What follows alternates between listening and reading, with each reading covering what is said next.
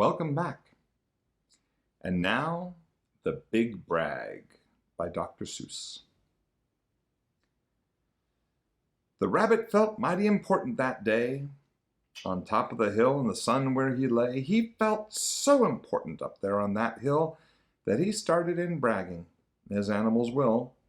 And he boasted out loud as he threw out his chest, "Of all of the beasts in the world, I'm the best.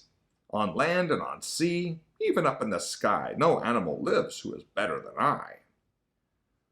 "What's that?" growled a voice that was terribly gruff. "Now why did you say such ridiculous stuff?" The rabbit looked down and he saw a big bear. "I'm the best of the beasts," said the bear, "and so there." "You're not," snapped the rabbit. "I'm better than you." "Pooh," the bear snorted. "Again I say pooh. You talk mighty big, Mr. Rabbit, that's true, but how can you prove it? Just what can you do?" Thought the rabbit. "Now what can I do?" He thought and he thought. Then he finally said, "Mr. Bear, do you see these two ears on my head? My ears are so keen and so sharp and so fine, no ears in the world can hear further than mine."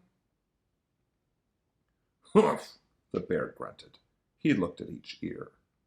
"You say they are good," said the bear with a sneer, "but how do I know just how far they can hear?" "I'll prove," said the rabbit, "my ears are the best. You sit there and watch me. I'll prove it by test." Then he stiffened his ears till they both stood up high and pointed straight up at the blue of the sky. He stretched his ears open as wide as he could. "Shh! I am listening," he said as he stood. He listened so hard that he started to sweat, and the fur on his ears and his forehead got wet. For 7 long minutes he stood. Then he stirred, and he said to the bear, "Do you know what I heard? Do you see that far mountain? It's 90 miles off. There's a fly on that mountain. I just heard him cough. Now the cough of a fly, sir, is quite hard to hear when he's 90 miles off, but I heard it quite clear. So you see," bragged the rabbit, "it's perfectly true that my ears are the best. So I'm better than you." The bear, for a moment, just sulked as he sat, for he knew that his ears couldn't hear things like that. "This rabbit," he thought, "made a fool out of me. Now I've got to prove that I'm better than he." So he said to the rabbit, "You hear pretty well. You can hear 90 miles, but how far can you smell?" "I'm the greatest of smellers," he bragged. "See my nose? This nose on my face is the finest that grows. My nose can smell anything, both far and near. With my nose, I can smell twice as far as you hear." "You can't," snapped the rabbit. "I can," growled the bear. And he stuck his big nose way high up in the air. He wiggled that nose, and he sniffed, and he snuffed. He waggled that nose, and he whiffed, and he whuffed. For more than 10 minutes, he snaff and he snuff. Then he said to the rabbit, "I've smelled far enough." "All right," said the rabbit. "Come on now and tell exactly how far is the smell that you smell." "Oh, I'm smelling a very far smell," said the bear. "Away past that fly on that mountain out there, I'm smelling past many great mountains beyond, 600 miles more to the edge of a pond. And way, way out there by the pond you can't see is a very small farm. On the farm is a tree. On the tree is a branch. On the branch is a nest. A very small nest where 2 tiny eggs rest. 2 hummingbird eggs, only half an inch long. But my nose," said the bear, "is so wonderfully strong. My nose is so good that I smelled without fail that the egg on the left is a little bit stale." And that is a thing that no rabbit can do. So you see, the bear boasted, I'm better than you. My smeller's so keen that it just can't be beat. What's that? Called a voice from way down by his feet. The bear and the rabbit looked down at the sound, and they saw an old worm crawling out of the ground.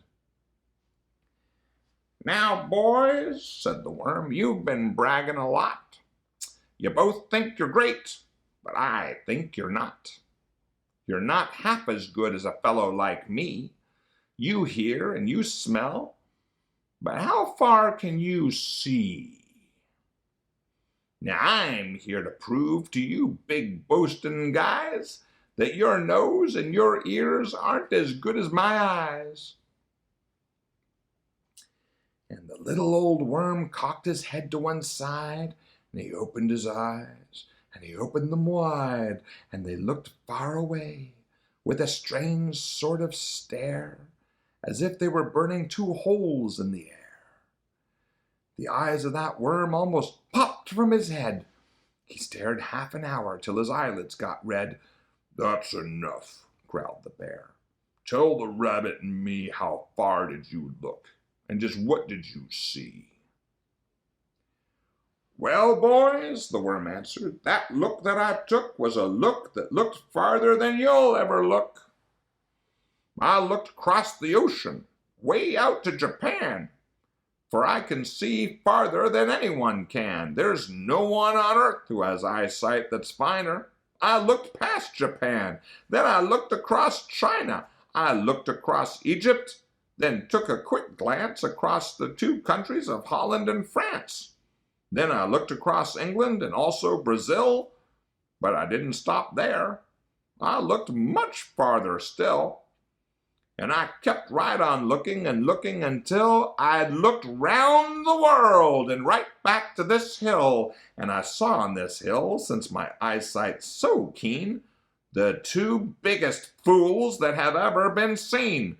And the fools that I saw were none other than you, who seem to have nothing else better to do than to sit here and argue who's better than who.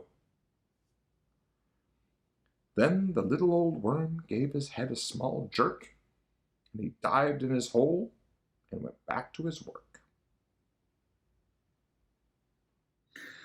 I love these stories, and I hope you do too. And if you like this one, then subscribe. There's going to be new material every Thursday. See you next time.